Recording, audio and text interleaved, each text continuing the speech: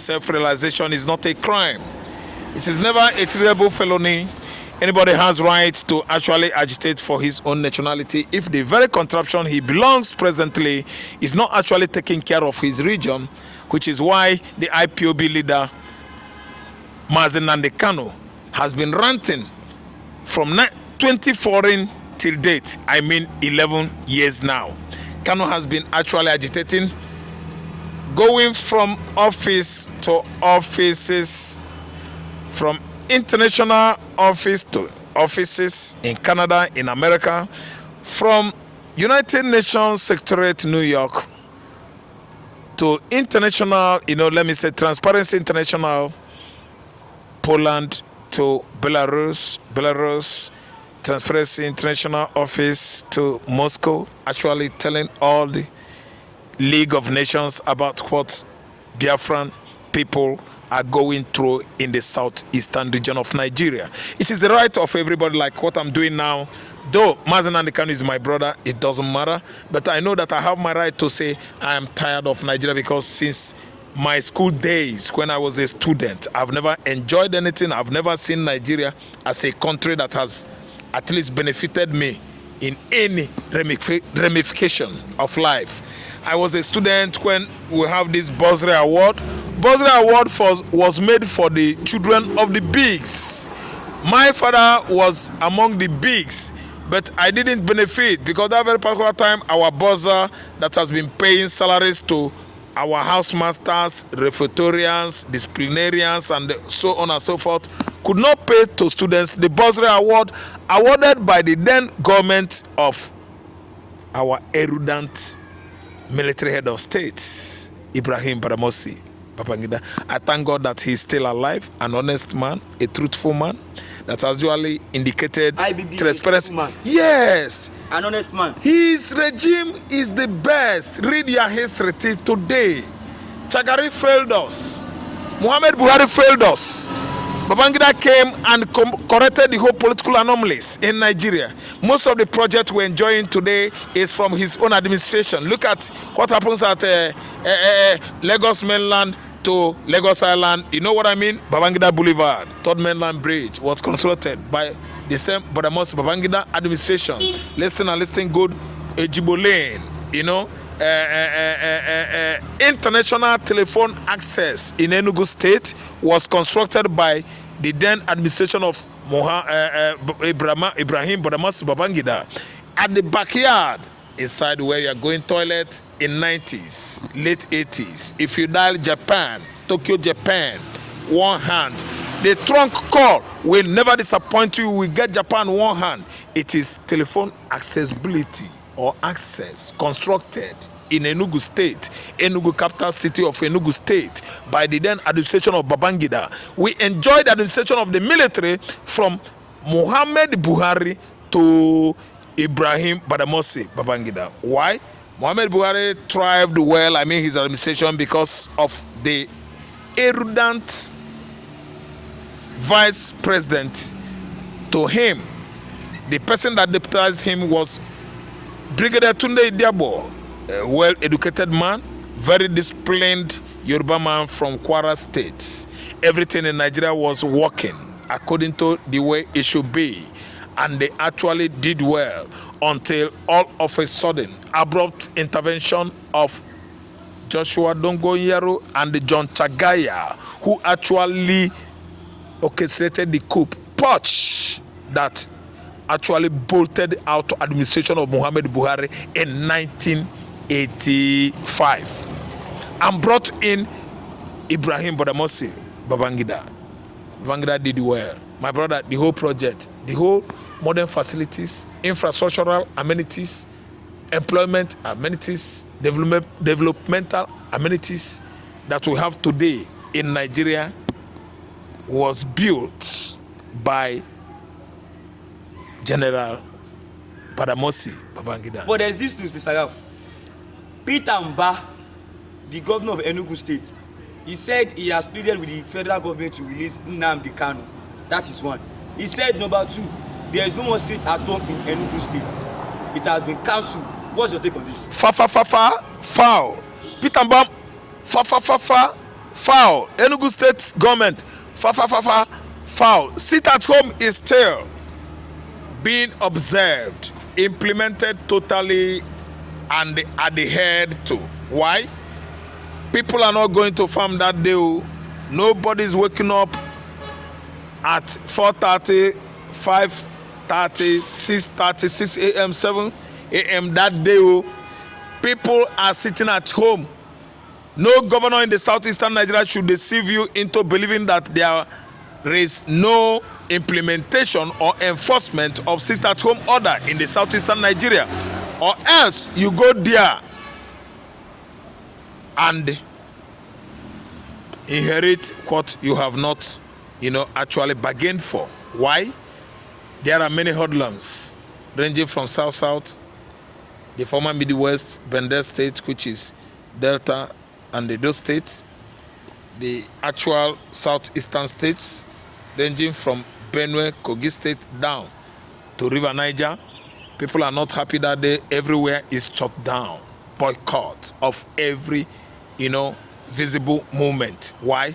Because they are very aggressive of unnecessary lawlessness and the cruel detention of Mazi Nnamdi Kanu, the erudite Igbo leader, a charismatic mouthpiece of the Igbos, has been incarcerated from 2001 till date. Mr. Peter Mba, as a governor, is ranting. A ranting art. Ranting art? Yes. Asi ka ọ na-asị, ntu ka ọ na-atụ, mkpọtụ ka ọ na-eme. Nobody is listening to what he says. If anybody does that, he's at his own or her own risk. Because I don't want to go out there and waste my life. I don't want to allow my friends, my relatives to get out there early in the morning to waste their lives. That's why everybody should be at least following, adhering to the sit-at-home order. Yes, instruction in the southeastern Nigeria by the people of Biafra. See, it is obvious that since November last year, 24th, the people of Biafran region have actually gotten their independence with the announcing and the declaration of Biafra nation at Sibylos Square, Lati, Finland. Mark it. United Nations was aware. NATO was aware. AU, African Union, the former Organization of African Unity that is translated into AU, is aware. West African Economic Community State of West Africa, they are aware. So it is just, let me say, dramatic, over-dramatized that Nigeria has not actually known that Biafra has come. Listen and listen good. Nobody is actually trying to disobey sit-at-home observation or implementation or enforcement in the southeastern Nigeria. They are all eschewing it. Eschew instructions, sit-at-home observation or enforcement in the southeastern Nigeria, and remain safe and healthy. If you contravene it, violate it, I think you're going to receive what you bargain. Okay. And you're on your own. Mr. Raf, let me take you on this. Ever since sit-at-home began, the money that has been lost in the southeast is 7.6 trillion naira. Thank you. Do you think maybe they should stop this agitation of Biafra so they can get their money back? Thank you so much, my brother. The money that has been lost so far is more than that amount you mentioned. It's more than 7.6 trillion. It's more than that. Do you know why I'm happy? Why? That money was lost by individuals, indigenous people of that region. Who are they? Every Igbo man, myself, my family, their family. Myself, I've lost. I'm among the people that are going to at least bear that loss. Then my sisters, my brothers and the other fellow Igbos in Imo State, Ebonyi State, I'm from Anambra anyway, Enugu State, and Abia State, they actually partake on that loss. But what are we saying here? It is not painful to us. Yes, look at me saying it. It is not painful to us. Government is not losing their money. Igbo men are losing their money because Igbo man is trying to say, I don't want again. Ana anu ogo, anara eti, anyama anyamo, anyama anyamo, ana anu ogo, anara eti, anara ase, anyama anyamo, anyama anyamo. Do you know what I'm saying? What is that? During the time of confrontation, you don't shout, oh my head, don't break my head. Oh my head, my eyes, oh, because you are having confrontation with your opponent. You don't do that. You fight him hard, hit him hard on his head, try to gouge out his eyes so that he should be the one screaming, my head, my eyes, my eyes.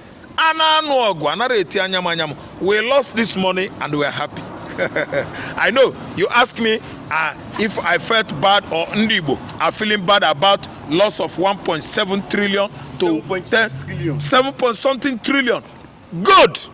We are the one bearing all this loss because when a little bird or poultry is on the middle of rainfall looking for a particular thing, he's needed it.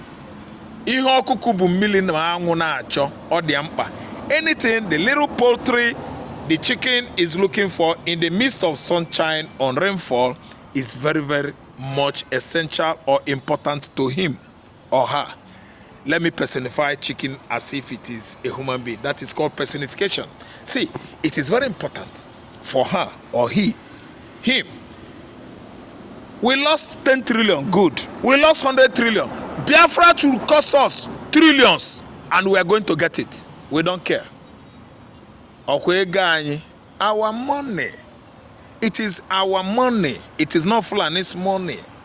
It is our money. It is not Hausa's money. It is our money. It is not APC money. The money belongs to you and I. It doesn't belong only to the governors of the southeastern Nigeria. The money belongs to the Igbo elites, my mama, my aunties, my uncles, my nephews. We are not shouting, anyama anyamo, ewo, ewo. No, we're okay by it. No matter the amount we have lost. Okay by it? Yeah. We want Biafra. We want to go. It has been a very long time, almost 10 years now, that Mazi Nnamdi Kanu's case has been, stretching, proliferating. We need an abrupt end now. And James Omotosho, the justice that is handling Mazi Nnamdi Kanu case, should come to the court and make sure that he brings this case to an end, or he jails him. If he jails him, the earth and the heaven will jump pack together. That is when we actually know if international law is still working or not. Kanu must be free. Set him free, James Omotosho. If Kanu is being released today, what do you think will be the hope of the elders in the southeast? That the hope. The governors. Yeah, everywhere will be so chilling, calm, There will be this kind of serenity that will envelope Imo State, Abia State, Anambra State, Enugu State, and Ebonyi State. There will be this uneasy calm, uneasy serenity, uneasy peace that will envelope that southeastern horizon. Because when the sun actually pierces the eastern horizon, everybody will actually know that today, as the sun has pierced from the horizon, is a new day.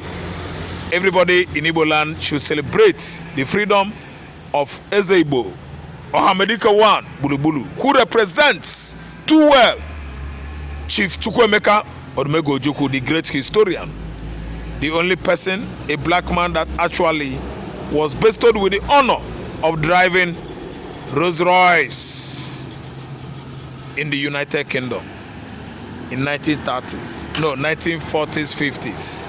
Even his father was the foremost African billionaire who actually led British government under Winston Churchill during the Second World War, up to 22 military truck, heavy one, to the UK.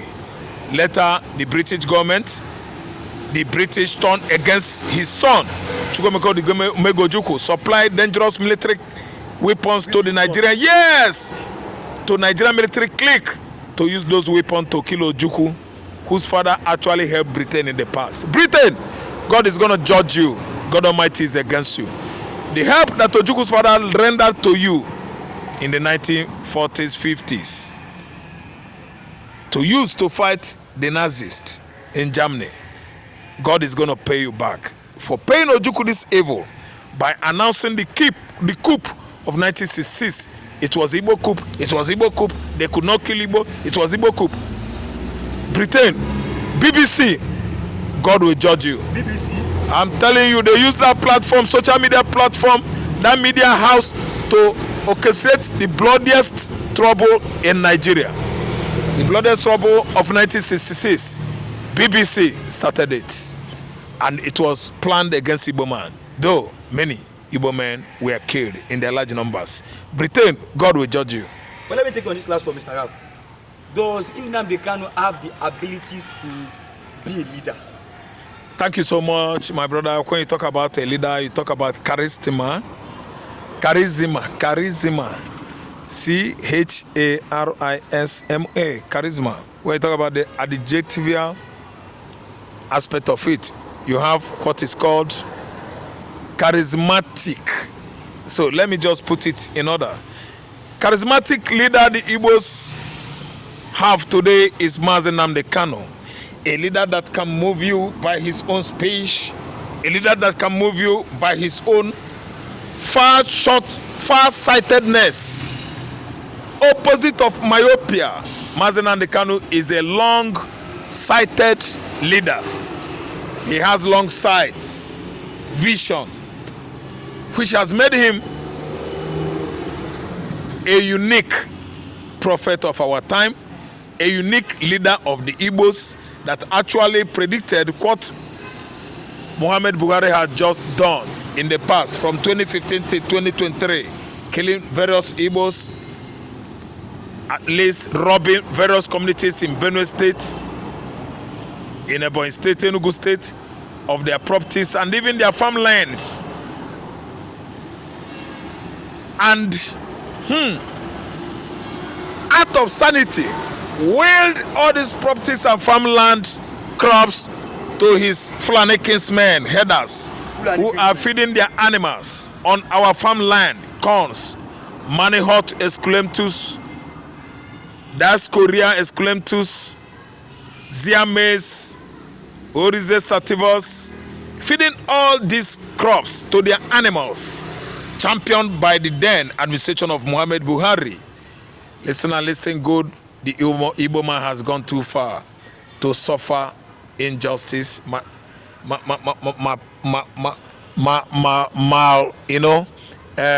administration of previous government, of Fulani Janjaweeds, persecutions and persecutions of previous administrations of Fulani Janjaweeds. Let me say cruelty, injustice of previous administration of Fulani Janjaweeds.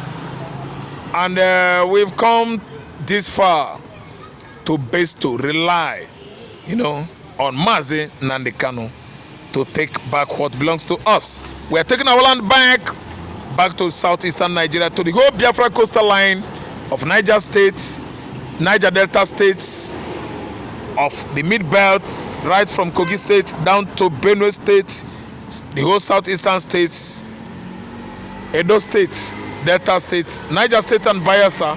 It all belongs to Biafra land and we don't relent. We have actually gotten what we want.